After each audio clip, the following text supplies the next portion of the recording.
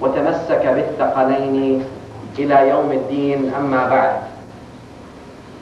Allah subhanahu wa ta'ala says in the Quran in Surah Al-Baqarah, بعد أعوذ بالله من الشيطان الرجيم: وإذ ابتلى إبراهيم ربه بكلمات فأتمهن قال إني جاعلك للناس إماما قال ومن ذريتي قال لا ينال عهد الظالمين. وإذ جعلنا البيت مثابة للناس وأمنا واتخذوا من مقام إبراهيم مصلى وعهدنا إلى إبراهيم وإسماعيل أن طهرا بيتي للطائفين والعاكفين والركع السجود. وإذ قال إبراهيم رب اجعل هذا بلدا آمنا وارزق أهله من الثمرات من آمن منهم بالله واليوم الآخر. The meanings of the ayahs roughly: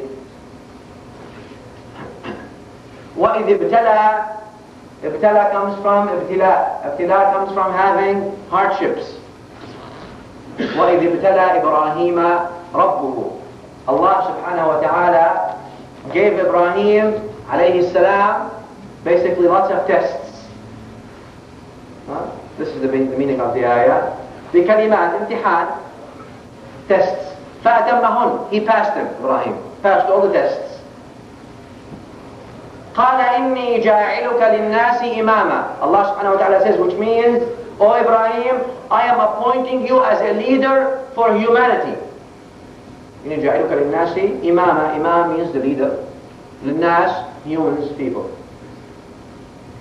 Ibrahim alayhi salam says, وَمِن ذُرِّيَّتِي, and from my offspring. Also, he wants them to be prophets. What do you mean a leader? Meaning prophet. Sayyidina Ibrahim says, my offspring. He says, Allah subhanahu wa ta'ala, and look at this ayah here, it's very important, decides who can be a prophet and who can be an imam and who can be a leader. Because a prophet is what? Is a governor, a leader, everything, an imam. قَالَ لَا يَنَالُ عَهْدِ الظَّالِمِينَ. So a condition, he said, Allah subhanahu wa ta'ala made, after Ibrahim said, وَمِن ذُرِّيَّتِي, from my offspring, O Allah, he said, those who commit dhulm cannot be prophets, leaders, or imams. And then the ayahs go on to say, وَإِذْ جَعَلْنَا الْبَيْتَ مَثَابَةً لِلنَّاسِ وَأَمْنًا. Al-Bayt, where? In Mecca. Al-Bayt al-Haram. Allah subhanahu wa ta'ala says, after the Imam, now the Imam has been appointed, the Khalifa has been appointed, the Khalifa of Rasulullah, of Allah meaning here, which is the Prophet of Allah, which is Ibrahim alayhi salam. He's been appointed as a Prophet. Now, after that, وَإِذْ جَعَلْنَا الْبَيْتَ مَثَابَةً لِلنَّاسِ وَأَمْنًا. Number one, there has to be a Prophet, there has to be a leader for people, Imam, leader. Number two, that leader cannot be unjust, cannot be zalim, because Allah subhanahu wa ta'ala says, the condition is, لا ينال عهد الظالمين. Now, after that, now you have a prophet who of course is not zalim, is not unjust. وَإِذْ جَعَلْنَا الْبَيْتَ مَثَابَةً لِلنَّاسِ وَأَمْنًا. What do people want after that? They have a very good prophet of Allah, and he deals in justice with them. But what do they want? Peace. Amna. Amen? Peace. Right, all the time. Peace, tranquility, prosperity. After you have these two things, now what do you have? وَإِذْ جَعَلْنَا الْبَيْتَ مَثَابَةً لِلنَّاسِ وَأَمْنًا. And what else? Now for those after Ibrahim, وَاتَّخِذُوا مِن مَقَامِ إِبْرَاهِيمَ مُصَلَّى. To honor Ibrahim, what the ayah means basically, the steps, the place where Ibrahim stepped to build this house, the Kaaba of Allah, take this place and start praying in this place. Why is that? Do we worship Ibrahim? No. Do we worship the Kaaba? No. But to honor Ibrahim alayhi salam, to honor the efforts he did and the sunnah he established, take the place where Ibrahim has prayed as a sunnah, as a place of prayer. اتخذ من مقام إبراهيم مصلى وعهدنا إلى إبراهيم وإسماعيل أن طهرا بيتي للطائفين والعاكفين والركع السجود. Now, Allah subhanahu wa ta'ala is telling Ibrahim and Ismail, take this house, take this village, take this country, take this place, the where you're living in, and change it and purify it and make it a place for those who pray to Allah subhanahu wa ta'ala and those who do good things, basically. What else? Now you have a prophet who deals with justice. And what else the ayah says? Also, amen. You have peace and prosperity.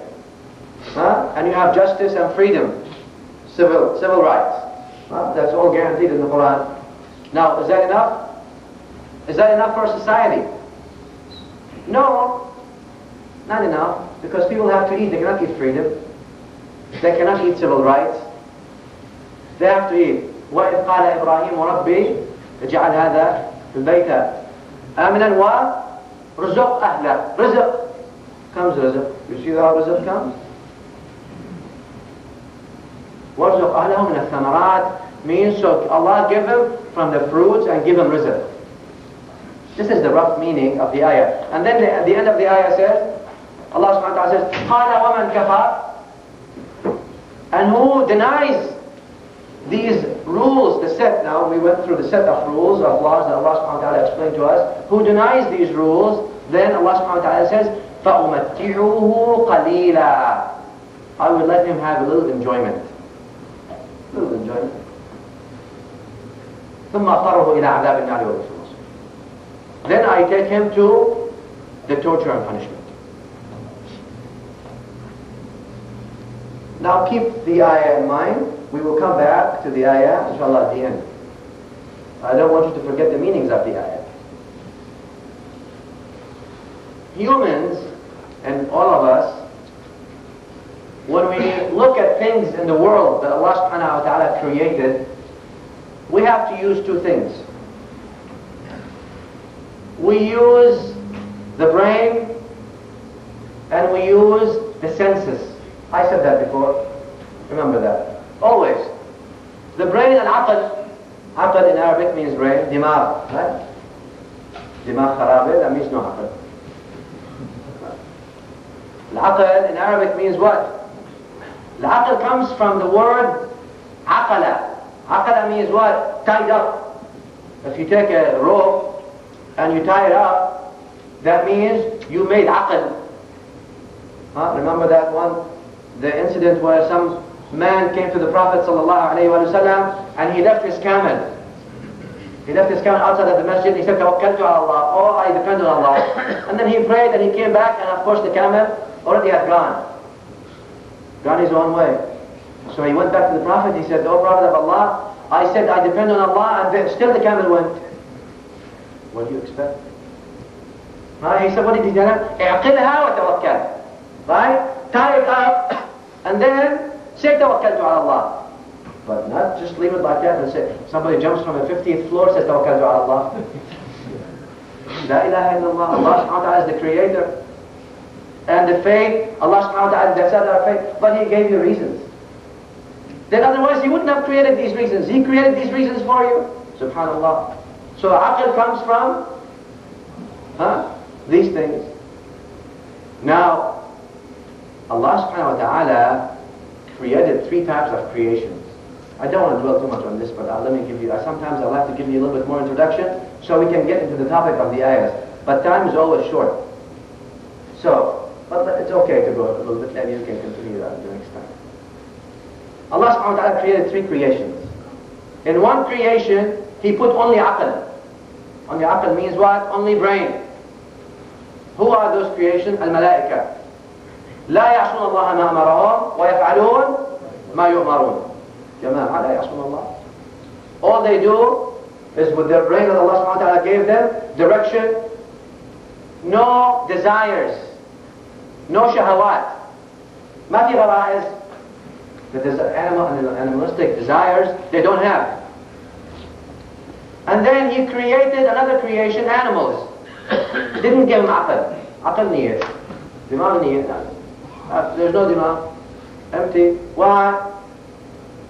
Because what governs the animals is what? Al-gharaiz. Desires. Animal is governed by desires. And Allah created human beings and He gave them both. He gave him dimag and he gave him desires. Now whoever has his desires overcome his dimag, he becomes like animals, or even worse. And whoever's dimag overcomes his desires becomes like angels, and better than angels. Some of the prophets are better than the angels.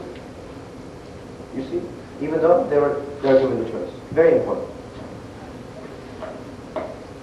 So this aql, this dimag that Allah subhanahu wa ta'ala gave us is a big ni'mah, is a big endowment from Allah subhanahu wa ta'ala. I'll tell you this event. One time, a man had 2 donkeys. A farmer had 2 donkeys.